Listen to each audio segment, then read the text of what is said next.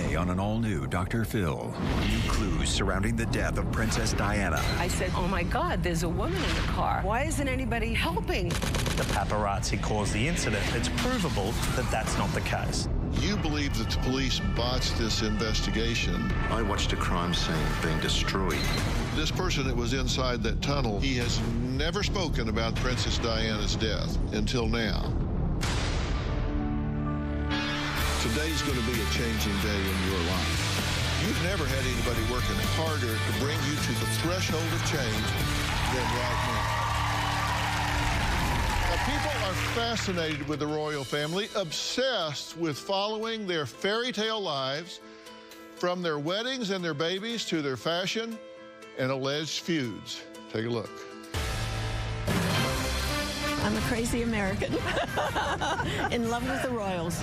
You love the royals? I've been following the royal family since the time I was about 6 years old. Royalty has always existed at a level above celebrity.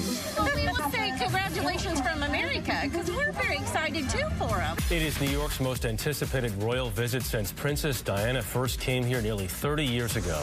Britain's Princess Charlotte started her first day of school today, and she arrived with her family. Look at her right there with her brother. Their Royal Highnesses, the Duke and Duchess of Sussex, otherwise known as Prince Harry and Meghan Markle. It's history in the making.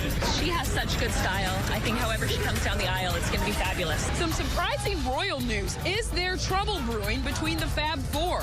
Kate Middleton gives birth.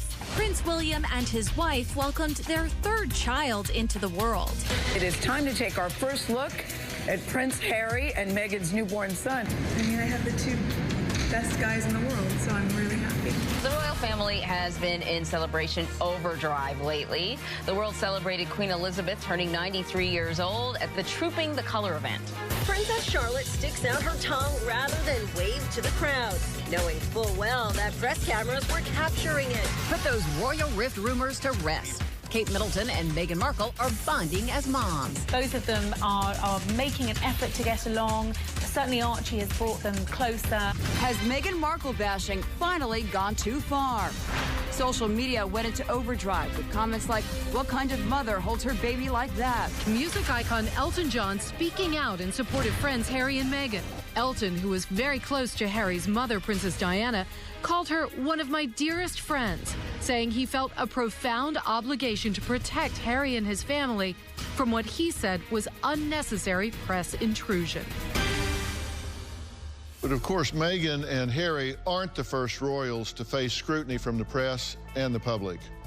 Before Meghan and Harry, and before William and Kate, there was Diana, Princess of Wales, the People's Princess. When the shy school teacher wed Prince Charles, she was like a real-life Cinderella.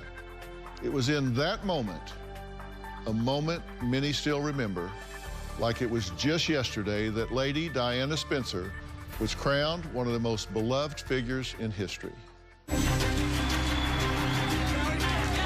most famous and photographed woman in the world. A princess with style and substance. A loving mother. Diana was absolutely born to be a mother. A passionate advocate. Really trying to highlight a problem that's going on all around the world. What admired me more about Diana was the way that she seriously attracted herself to those that really wanted her to do something and was genuinely interested. This wasn't a job of work just to tick the box, I've been to that charity. She made things work, made people feel special. Through it all, her every move scrutinized and scandalized.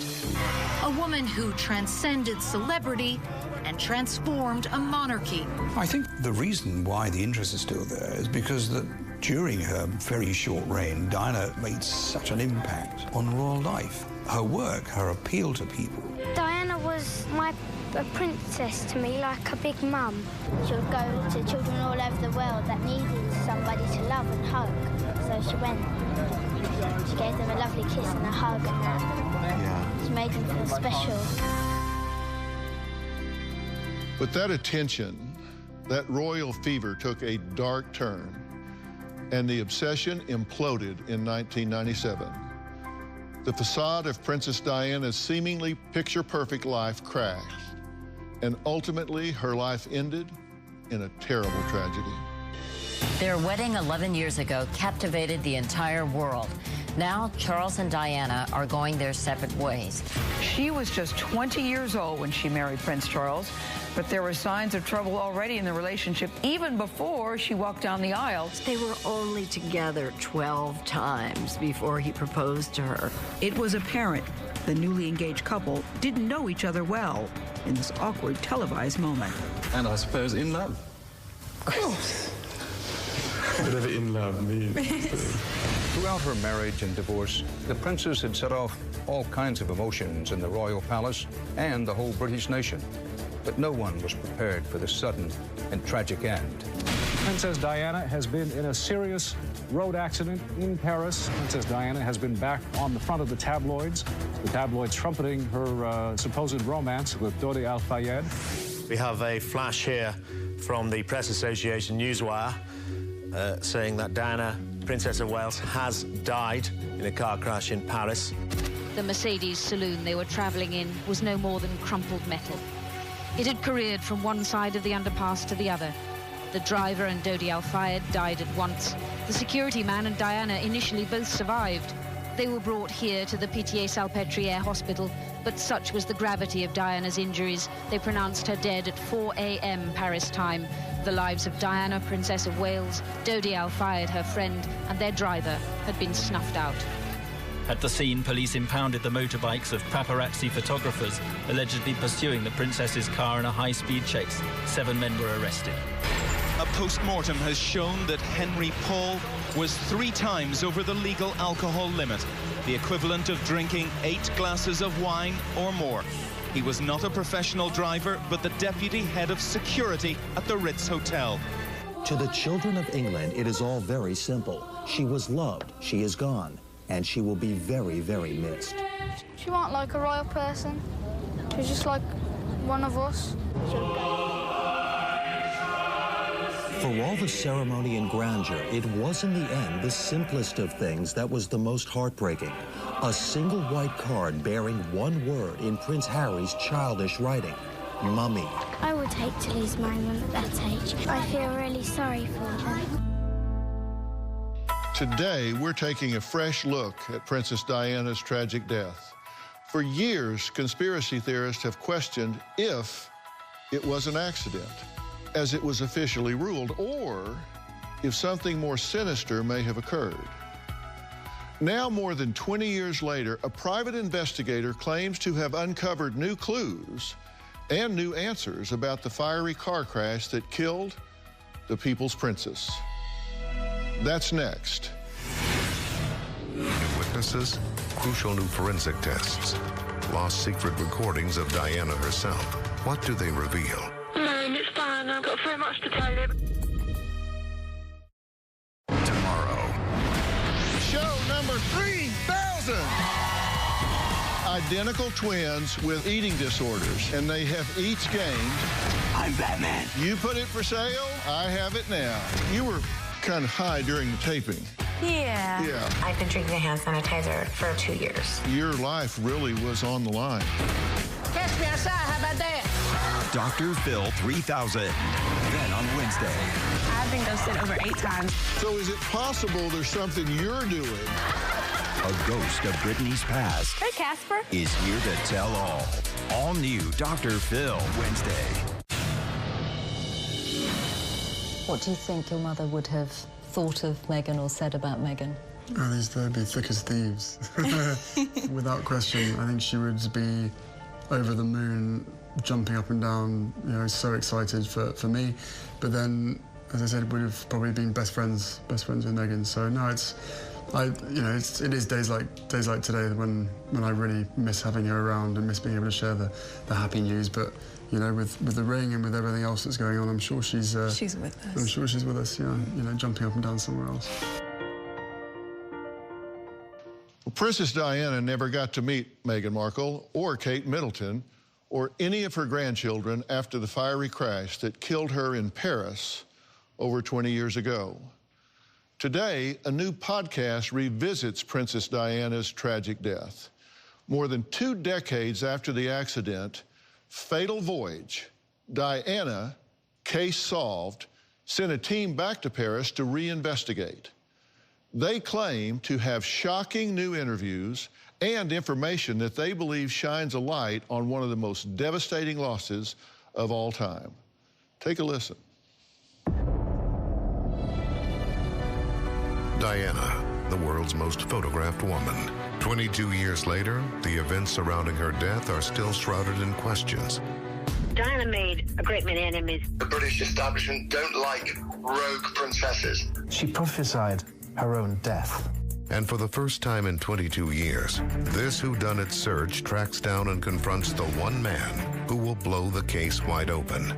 The most important person in this investigation is a man that was driving a white Fiat. In this groundbreaking 12-episode podcast event, homicide cop McLaren sets out to answer definitively the only question that matters today. What really happened to Diana that fateful night? Well, Dylan Howard is the host of Fatal Voyage, Diana, Case Solved, which premiered on September 3rd. Now, his book, Diana, Case Solved, the definitive account that proves what really happened, by Dylan Howard and Detective Colin McLaren. So he's all over this. Dylan Howard joins me now. Thank you for being here. Thank you for having me, Dr. Phil.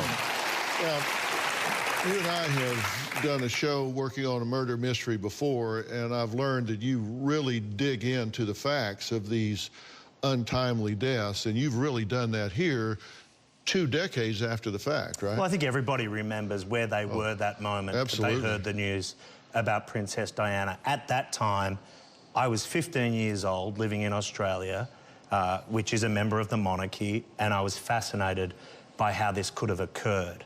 One of the most interesting things about this case, though, remains the question about whether or not the paparazzi was involved. If I was to ask anyone in the audience today, they would all say probably that the paparazzi caused the incident. Well, we're here to tell you today that that simply is not the case, and it's provable that that's not the case. And you and I have talked about this, you know, what we first talked about it, 6 or 7 weeks ago. Until we had that conversation and you started sending me information, I 100% thought paparazzi was the causal effect to this crash. I believe that just from what I'd read in the media, and that's just simply not true. Well, what happened was we formed a special task force involving Detective Homicide Sergeant Colin McLaren, a former Victoria Police Detective Sergeant from Australia, and other forensic experts who revisited the scene, revisited all the evidence that has been accumulated, and identified somebody that was in the tunnel. Now, this person has been noted before, but has never before spoken. But on a journey to Paris, some 2 months ago, we spoke to him and we got some startling revelation. And this person that was inside that tunnel has never spoken before. Never before spoken in 22 years. People have criticized the response time as well. Why was the response time so slow to getting to her and getting her help? Slow and fast. Think today, if the President of the United States, whomever that may well be, was involved in a car accident in a tunnel, do you think that that crime scene would be swept and opened back to the public and vehicles within hours? That's what occurred with this particular car crash. It was a botched investigation from day one, as we will uncover. Well, coming up, we're going to talk to the investigator who arrived at the scene after Diana died. He says he found shocking clues that he believed the French police missed. We're going to talk about that next.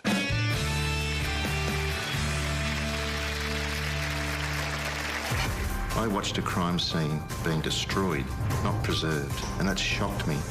This is the single reason why here we are 22 years later trying to unravel the death of the most popular woman in the world. I discovered skid marks. My crime scene assessment told me very clearly there could only be 2 cars to make all these marks. Tomorrow on an all-new Dr. Phil. Show number 3,000! Twins with eating disorders, and they have each gained... I'm Batman. Catch me outside, how about that? Dr. Phil 3000. That's tomorrow. Princess Diana died tragically in a car crash in Paris in 1997. An Australian investigator watched the aftermath unfolding halfway across the world. Investigator Colin McLaren has handled countless high-profile cases in his career, and he says he thought the French police were botching every single step. He says he decided to take matters into his own hands and flew to Paris to investigate for himself. Take a look. At the time of Princess Diana's death, that as I watched on TV, I watched a crime scene being destroyed, not preserved. And that shocked me, that if the French police would allow such inept attention to this incredibly important crime scene. They just swept it up, brought in the hoses, dumped the Mercedes on the back of a truck and bounced it through the streets of Paris until it disappeared into the dark. This is the single reason why here we are 22 years later trying to unravel the death of the most popular woman in the world. So I booked a ticket and headed for Paris. When I got to the scene I noticed there was no traditional crime scene tape, but the interesting thing was I discovered skid marks as the road approaches the tunnel, and these 2 7.5 metre long skid marks. My crime scene assessment told me very clearly there could only be 2 cars to make all these marks. A few months later, there was a general announcement from the French police that there was 2 cars involved. There was a white Fiat Uno. All sorts of notices went out to all registered white Fiat Unos to present their cars to a police station. A man presented his car to a police station in Paris and showed the papers, and the police went out to inspect it. It wasn't white. It had been resprayed bright red. And they discovered it had been resprayed just after the accident. And the spray job was sloppy at best, and it's the worst paint job you've ever seen. The driver admitted in a signed statement to police that he replaced his rear rubber bumpers. And if you look at the wall on the roadway leading to the tunnel, black rubber bumper residue at that point. He's never outwardly admitted to being in the tunnel that night, but there's one thing I do know. In my belief, the driver of the white Fiat Uno was completely and utterly innocent to all of this. We've got a man out of control driving a black Mercedes-Benz full of drugs and full of alcohol. The Fiat Uno's completely innocent at that point where they touch. What happens after is open to opinion as to why he didn't stop and render assistance. In the end, there was no disclosure from the police department that Lee Van Tan was the driver. Who is Lee Van Tan? You believe that the police botched this investigation. What made you think that to begin with? I turned the TV on, like many people in the audience, and saw this horror show unfold. And I'm expecting to see a crime scene, a textbook crime scene, because she was the most popular woman in the world. What I saw was a disaster. And I thought, this is what you lecture to detectives what not to do. And how fast do you think the car was going when it hit the bridge abutment? It was just over 100 miles an hour. And being 3 times over the limit and going 100 miles an hour, that makes it a crime scene, because now you're talking about negligent homicide, vehicular manslaughter. There's all kinds of things that they would have to consider that would cause them to want to protect this crime scene, no matter who the victim was. You sketched a diagram that you say depicts what happened. The blue one is the white Fiat Uno. Okay. You can see on the left there's a tunnel. Obviously, he's going to go into that tunnel. But of course, as he comes onto the busy roadway, along the road comes at 105, 106 miles per hour, this hurtling Mercedes driven by a drunken Henri Paul carrying Lady Diana. He's come up to that merge lane and obviously saw and must have glimpsed the white Fiat, hit the skids, 7+ yards long, and at that point they've kissed both cars. Both cars have gone in different directions, and one's taken off, and the Fiat Uno has staggered through the tunnel and come out the other end. But of course, the Mercedes-Benz with Diana did not. It's the 13th pillar. Yes, it's all over. So you photographed the skid marks and the tire residue, and that was very important to you in piecing this together, right? Absolutely, because it showed that there were skid marks from multiple vehicles. And what causes a skid mark? Someone excessively braking at sharp speed. Panic stop. Panic stop. But if you see those skid marks, they're 78 metres before the tunnel entrance. And on the right-hand side, there is a little small merge lane which feeds traffic, slow-moving traffic, into this faster-moving roadway. Now, the position of those skid marks is very important because the French final report says that the accident and the collision of these two vehicles happened in the tunnel. They're 78 yards away from the truth. They're miles away from understanding what really went on. And if the paparazzi was behind the Mercedes at that time, why is the Mercedes braking so far before the tunnel? It makes no sense at all. There's another graphic here that shows this residue on the side. What is this rubber residue, which is tyre residue, doing so high up the road? This is tyre residue. Tyre residue. So this belongs to the Mercedes. So it had conflict with the white Fiat Uno. The white Fiat Uno forced the Mercedes airborne, and the Mercedes collided with the concrete capping. All right, coming up, an expert analyzes the Mercedes that carried Diana to her death. He says he was able to recreate exactly what the princess experienced in the final moments of her life. That's next.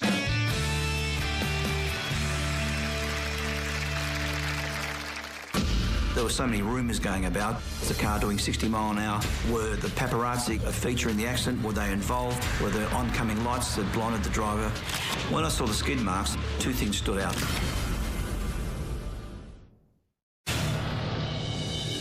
What if it was an accident? It was not an accident because the person who is driving the car, he was working for me, and I discovered, and this is very certain from a very important member of MI6, that Henry Paul was on the payroll. Is a matter of principle. It's a matter of how can is a child being taken away from you, right? It's not God wish, you can't. Whatever, if I lose everything, right? Just to get the gangster and the terrorist who have committed such a horrendous crime. I'm not doing also for me, but I'm doing also for the children that I have.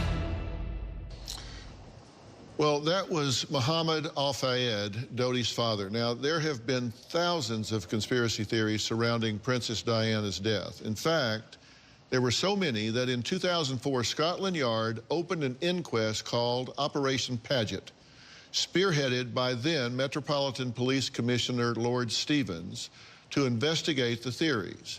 In 2008, they determined her death was an accident.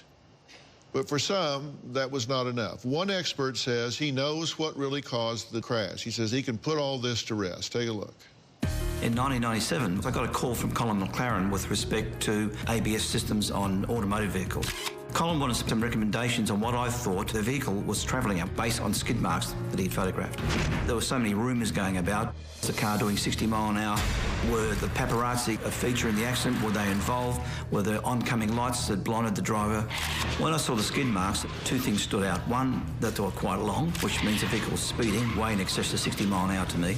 And two, that it hit something else because the waiver and skid mark towards the end on the right-hand side. And thirdly, the photo of the car after hitting Pier 13 suggested it was a great deal faster than 60 mile an hour.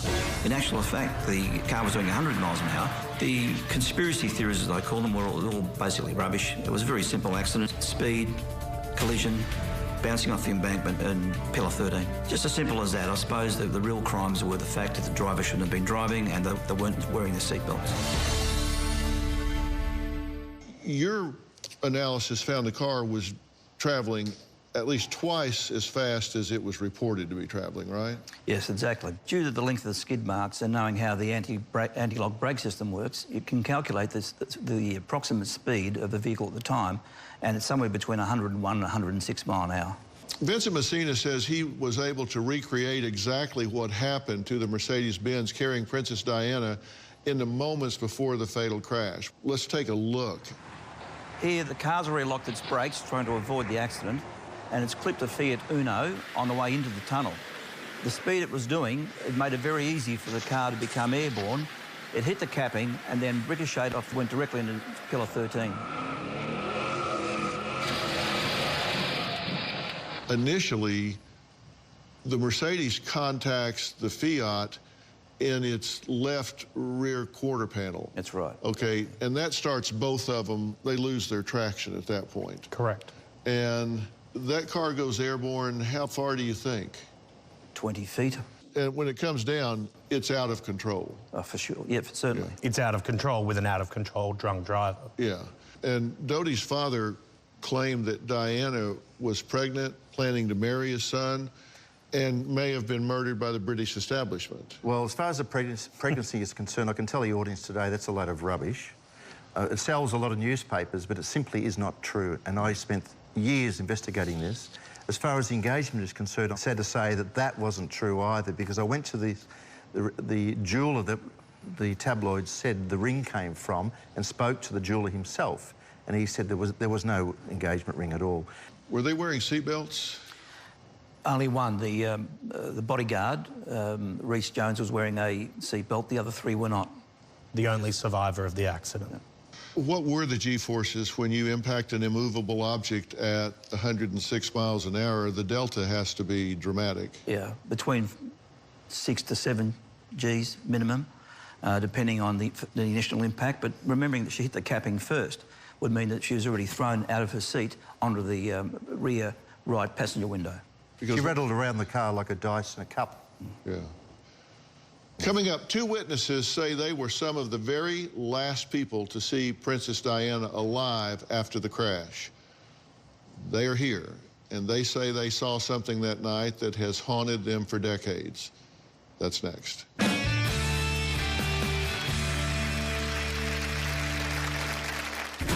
There wasn't a single soul that we saw that was helping, assisting, doing anything. There were people who were taking picture after picture. The scene was unprotected, which blew my mind. It was beyond anything I'd ever seen, the worst of humanity that one can envision.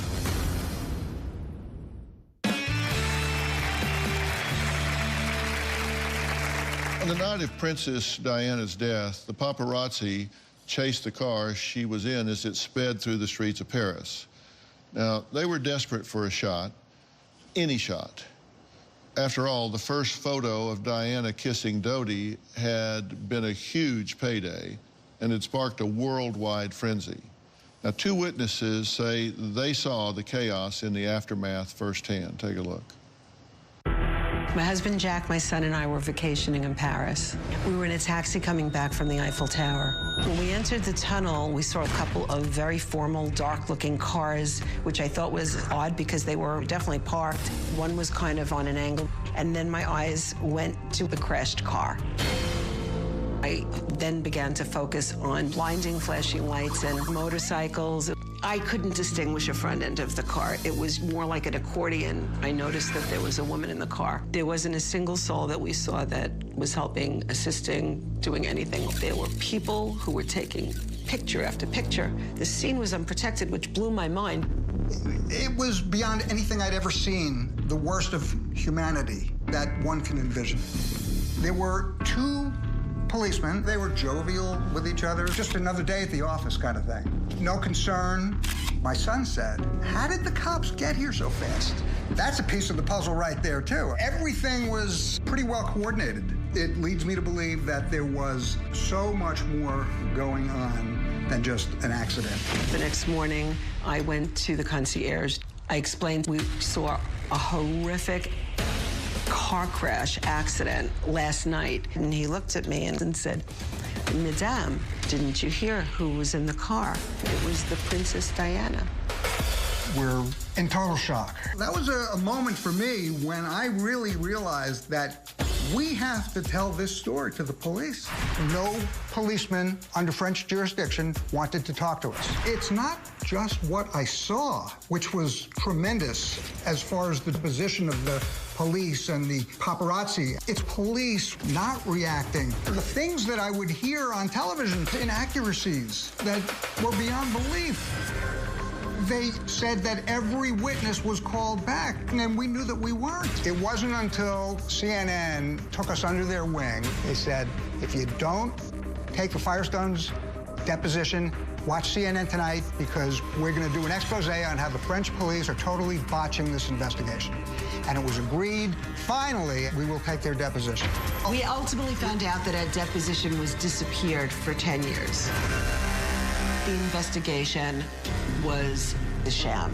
There were these dark forces, commands given by somebody to do something. I don't think Diana's death was an accident. Okay, before I talk to Jack and Robin, why do you think they were not talking to them? Why do you think the French police were wiring around them, Dylan? Well, from day one, the French police did not take this investigation as serious as you would expect American law enforcement or law enforcement all around the world would. And the Firestones are an example of how botched this particular probe was. So thank you both for being here. Take me through the moment that you were there. We were in a taxi cab coming back from the Eiffel Tower, and there was just lights everywhere. It was a blinding light where almost like your eyes start to flash. The car had clearly flipped and turned. The front end was like an accordion. It didn't resemble a car to me. I couldn't figure out how the car was in the same direction as us. The police officer that was there starts to get into a bit of a pushing match with one of the paparazzi. While that was taking place, another paparazzi ran around the police officer and the one that they were having a bit of an encounter with and wedged himself between the front of what was left of the car and put his camera and was taking pictures. There was no windshield, but just shooting relentlessly in the car. Our son, who was 12 at the time, was saying, "What? Is this like a movie? Like, what's going on here?" Jack, you knew what happened when you saw the car. It hit the abutment, right? Well, like Robin, I had my own silent theory of thinking, is it possible that somehow this smashed car on the opposite lane from which we were traveling somehow was able to get in between the pillars? It just seemed an impossibility in terms of how that Mercedes ended up as far as it was skewed opposite to the way it should have been going. But it was so mangled up, you couldn't see inside. You didn't know if there were bodies still inside the car.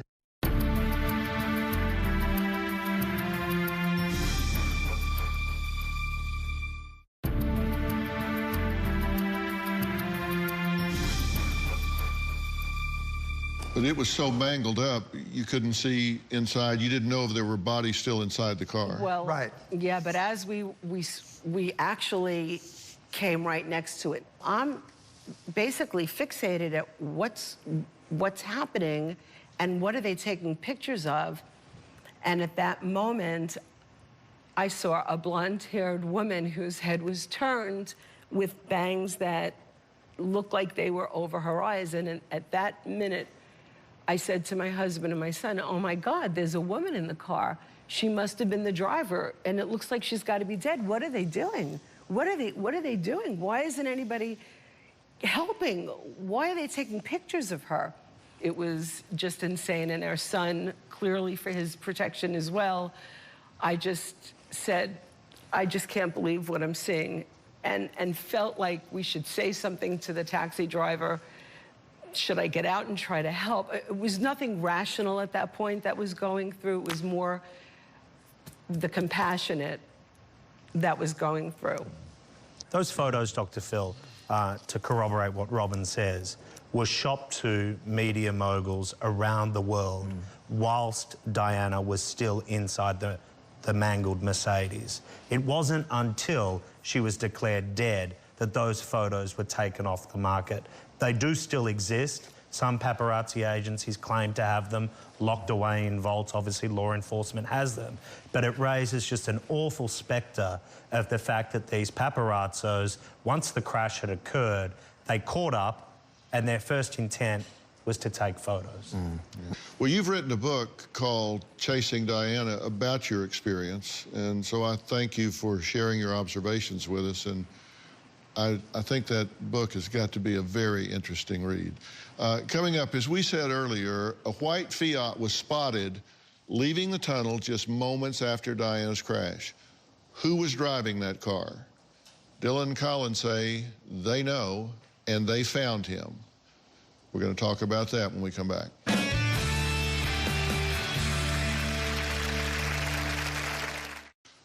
On the night of Princess Diana's death, a white car was seen exiting the tunnel immediately after the crash.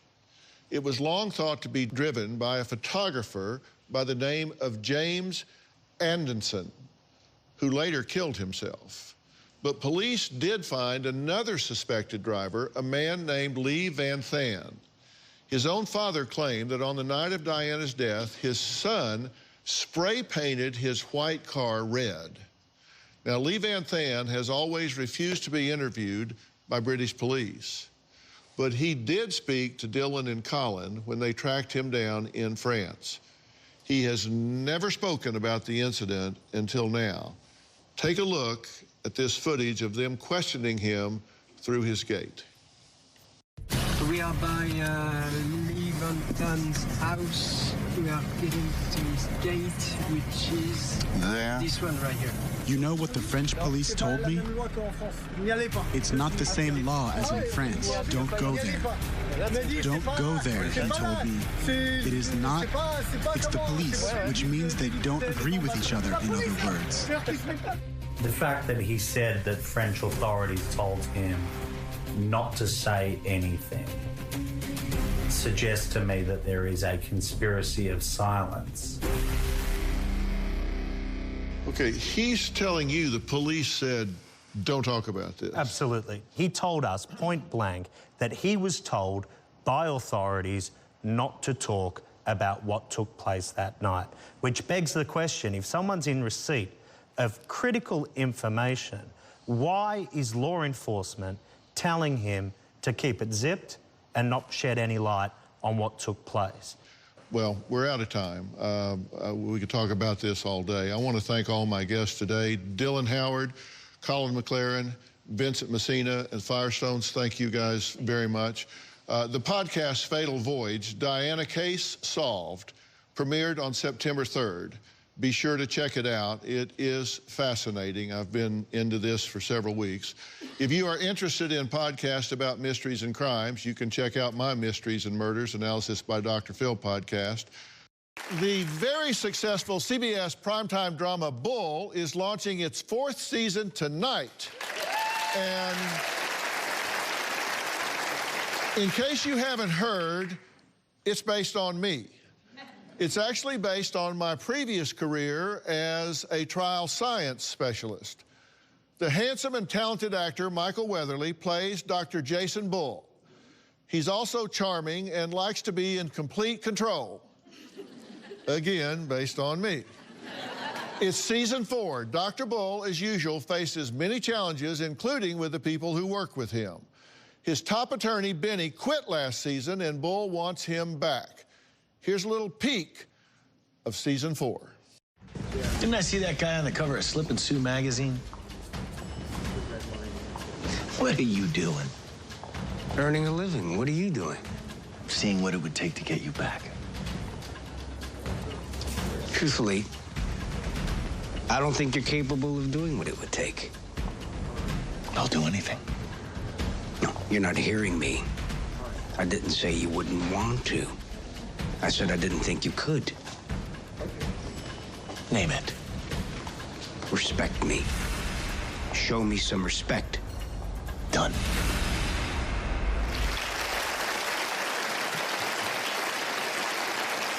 Well, is it done? Can he be more respectful? Well, you'll have to tune in to see. Look, I'm really proud of this series. And audience, in case you missed an episode or two last season, I have a surprise for you. You're all going home with the entire season 3 DVD box set that even includes an hour of special features.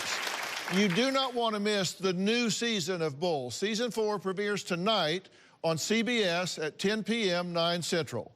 So be sure and tune in. This is really interesting. It shows you some things about the litigation arena that I'll bet you don't know go on, but they definitely do. Thank you. We'll see you next time. Sure, thank you so much.